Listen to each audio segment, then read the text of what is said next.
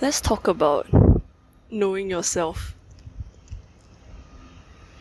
As someone who, in many ways, don't fit the norm, I think I've grown up with just this sense of like awareness and knowing that a lot of the stuff that I find natural, comes natural to me, comes instinctively or intuitively to me,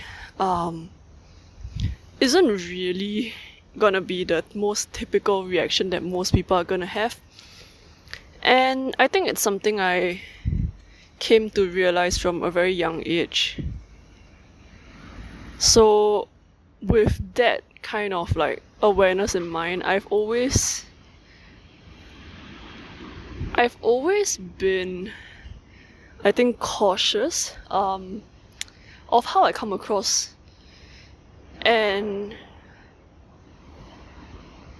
trying to, I guess, fit in, mostly out of like a survival, unconscious survival instinct to kind of just like, not stick out, not be too weird, not be too much of anything, really. And I think that is pretty normal. I think that is a relatively normal and reasonable reaction to realizing from a young age that you are a bit different from everybody else. I'm not gonna touch on like how everybody is different and all that jazz and all that stuff.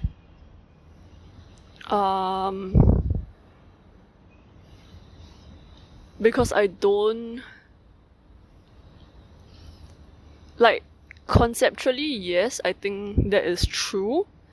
But on an anecdotal, personal level, as much as I think that statement is generally true, like everything's a spectrum, right? So I would say, on average, across various criteria, characteristics, and all that stuff, I'm generally not in the range of typical in terms of how I approach stuff. Which is not to say that I don't have things that I kind of do averagely, in the sense that my default instinct is average. But most of the time, if I have not been conditioned to think in a particular way, a lot of my reactions are kind of atypical. And the reason why I know this is, just from the reactions of people around me. Anyway, this is related to how I think common sense is not common. I think common sense is really a cultural understanding of what is typical. And a lot of the times when we say that somebody doesn't have common sense, I think it's often said with the intention of being like, oh, this person is like dumb or unaware, or like, how can you not have common sense? Isn't it common? But I think what it really misses is the idea that like common sense is a cultural. That's a lot of birds that was flying towards my camera. Okay, so common sense is a cultural thing, I think, because what is common sense in this place, this culture, is different from what is common sense in a different place, different culture. And I think people come into common sense by just being exposed to a particular way of something being done until it's like normal, right? And that's why it's called common sense. Anyway, my point is the context of me feeling like I'm very often not the norm, the average, that I'm likely to do something that is not commonsensical unless I have previously been taught otherwise, or I have learned from various other instances where it should be done in a certain way. Unless that has happened very often, I find myself doing things in ways that other people would think are strange.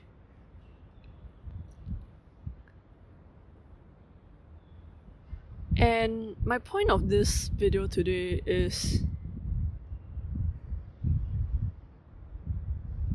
I guess, twofold. One is to kind of remind myself that strange is really a concept that is comparative, that is relative. The only reason why I'm strange is in comparison to other people, and it happens that my reactions, my instinctive responses are a minority compared to other people. It's not to say that other people's reactions are not strange, it's just that there are more of them who behave in a similar way, and therefore, by like majority rules, I'm the strange one. Sort of ties in a bit to neurodivergence, I suppose. But the other thing that I really want to talk about more is really the idea that no matter how strange you think you are, which I've established, I think I am fairly strange. No matter how weird or whatever you are, ultimately you are the one who knows yourself best. Like, you will always be the expert in yourself, and nobody else is gonna come anywhere close to it. And I say this even if you're somebody who is not very self-aware. I'm not referring to myself. What I mean to say is that I think I'm a bit too self-aware in some areas, and I have blind spots in others. But anyway, what I mean to say is, even for a person who is maybe not the most self-aware, I think it's still generally true that they probably are the expert on being themselves, just by virtue of the fact that they're the only person who has been experiencing everything, like who has been there the whole time that they've experienced everything that has happened in their life. Like, no other person is gonna come close to that. My mind is going conjoined twins, but like, I think first of all that's a rare occurrence, and second of all, I don't know, like, there is still going to be some differences, right? Not going to go into that, that's a rare case. But anyway, my point is that, like, I think oftentimes my learned reaction is to think that other people know better than I do. And that comes from the idea that common sense lies with their actions, with how they behave, with what they do, which is not what I would instinctively do. And therefore I think, oh, other people are the experts, I guess. But that's not really true, and they definitely are not the expert in knowing me. So I think part of coming to terms with understanding and accepting that ultimately I myself am the one expert on myself, and that this is probably true of everybody else being an expert on themselves, is, I guess, a roundabout way to sort of say, don't give your power away. Don't go through life thinking that somebody else knows more about you than you do. Because I think that's usually not true.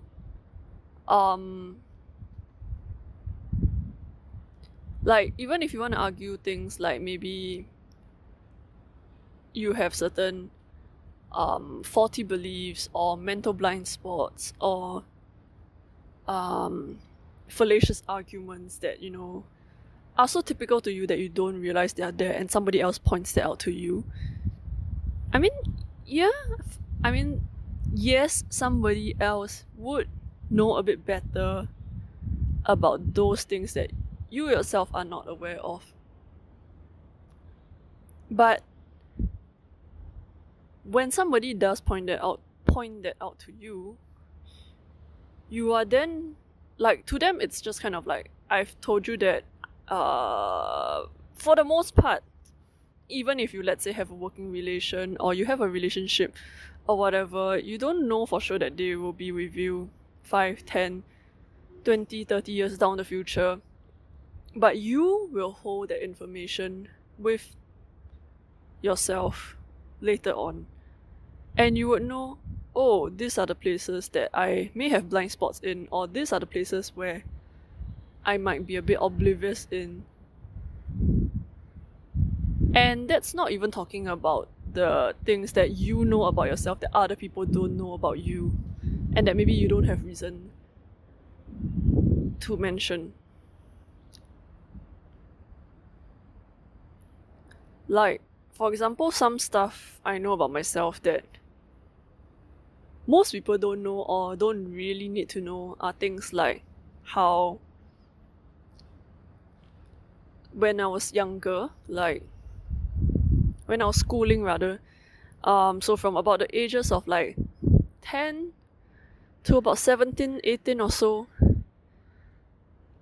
the way that I would revise for my studies best is not the same method that other people would use. So a lot of my friends would do things like they would write physical notes, so like copy out key points from the textbook, do mind maps, do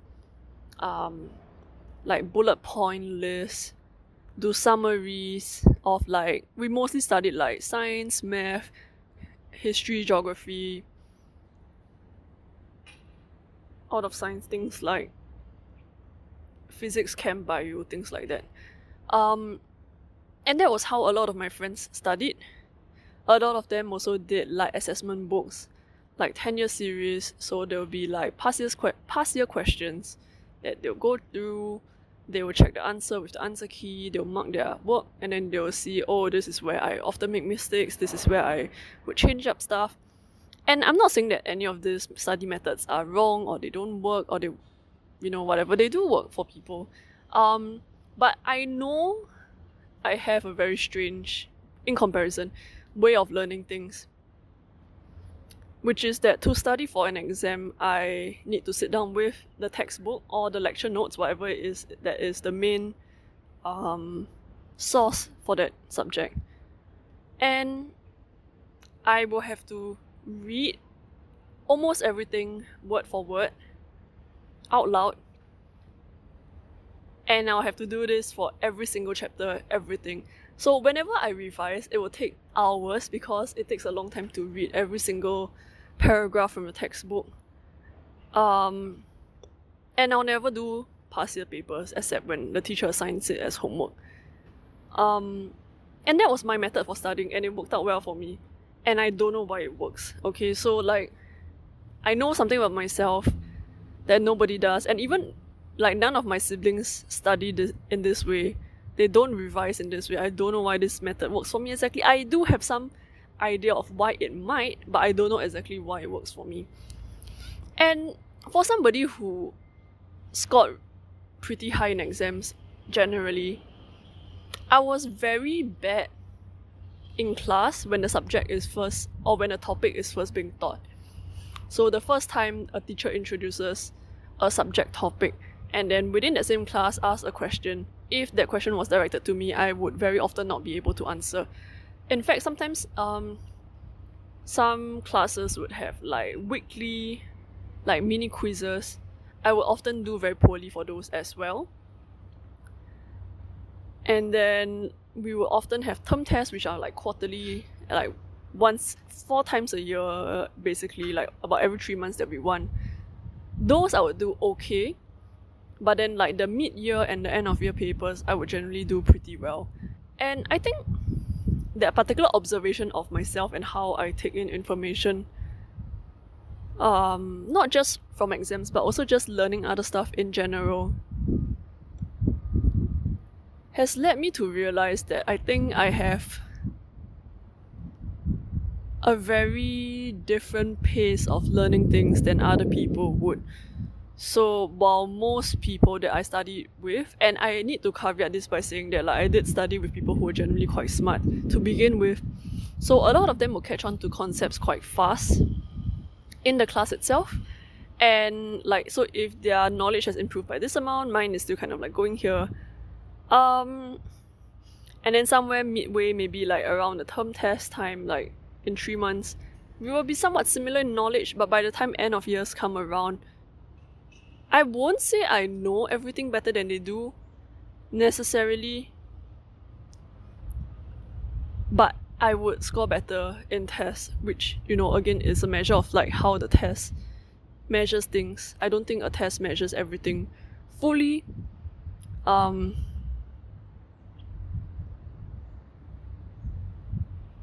Yeah, but generally I would say at the start of learning something, it takes me a really long time to understand and process stuff, and then after a longer period of time, I often would be able to kind of process things to a slightly deeper level than most other people would, or could. I don't know. I mean, I don't know what it is, but this is just like observationally.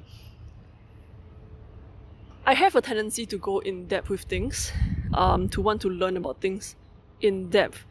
And I think oftentimes once I figured something out enough, I often forget that like it was so difficult for me to learn something at the start. Like that at the start, a lot of people would think that I'm very slow at learning. And this is a pattern that's cropped up many times across different subjects, like different areas of life. And I know for a fact from observing my own self that this is especially prominent in anything that requires like bodily movement, agility, body and spatial awareness. Anything in that aspect, I am generally speaking below average.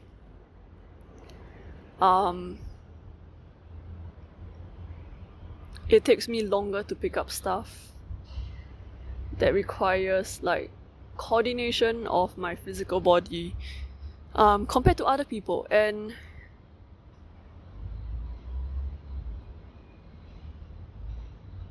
it's not that I cannot pick it up, which I think was what I used to think when I was younger, but I think it's just that it takes me a much longer time to pick it up. It requires a lot more effort, a lot more practice than somebody else doing the same thing. Anyway, what I want to say is, I think in the end, nobody really can quite know yourself as much as you can, just by virtue of the fact that you are with you all the time, right? Barring some extenuous circumstances.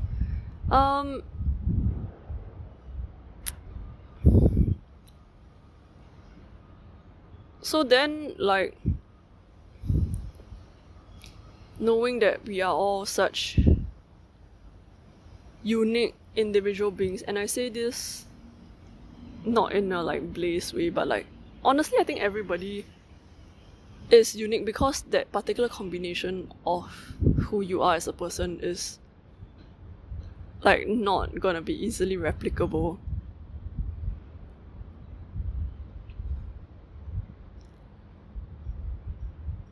Like nobody else can tell you who you are if you don't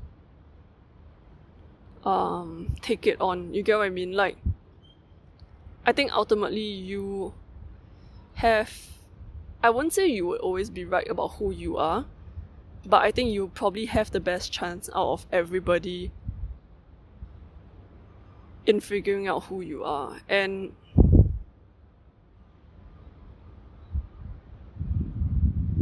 I don't know whether enough people do this or are aware of this. But for myself, I think I'm at a point where I know a lot of stuff about myself that I maybe don't tell other people, that I keep quiet about because a lot of it is strange. And I think, although I know all this weird stuff about myself. I don't often use it to advocate for myself either.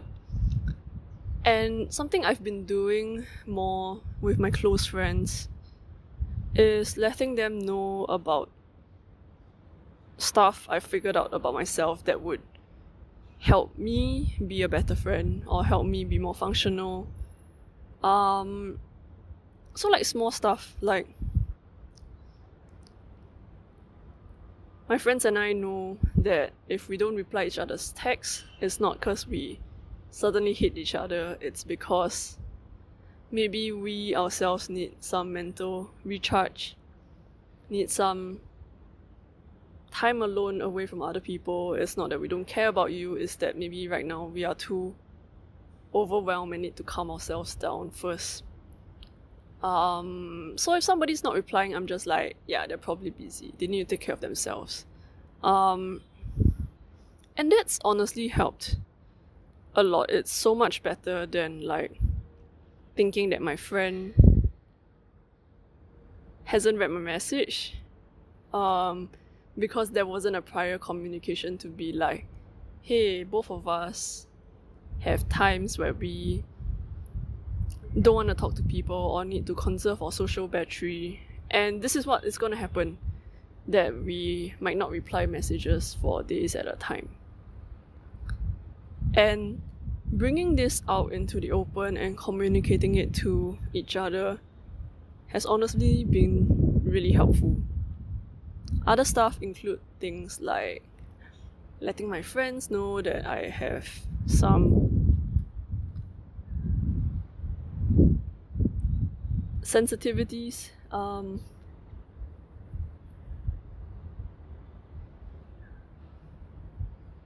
With like light, for example, or with like noise. And if it's on a day where I'm not feeling great, we would try to avoid places that are overstimulating. But if on the other hand I'm feeling great, that would be a good time to try some place that like might be a bit overstimulating to me on other days, but then like it's okay on those days.